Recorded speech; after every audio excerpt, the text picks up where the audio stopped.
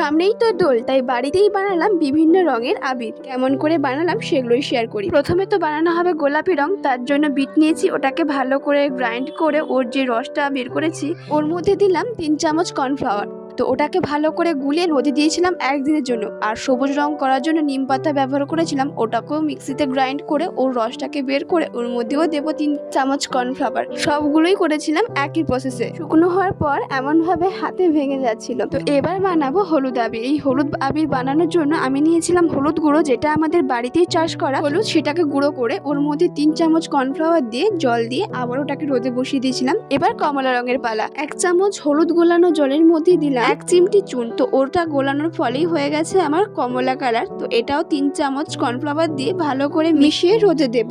তৈরি হয়ে যাবে আমাদের কমলা কালারের আবির। এরপর করব বেগুনি কালারের আবির। করতে চেয়েছিলাম নীল কালার, কিন্তু হয়ে গেছে বেগুনি। তো এর জন্য আমি উজালা ব্যবহার করেছি। ওটাও 3 চামচ কর্নফ্লাওয়ারের মধ্যে মিশিয়ে তৈরি করেছিলাম বেগুনি রঙের আবির। এই দোলে আমি তবে বাড়িতে বানালাম 5 ধরনের আবির: বেগুনি আবির, সবুজ আবির, কমলা আবির, হলুদ আবির এবং গোলাপি আবির। সবাইকে জানাই অ্যাডভান্স হ্যাপি হোলি।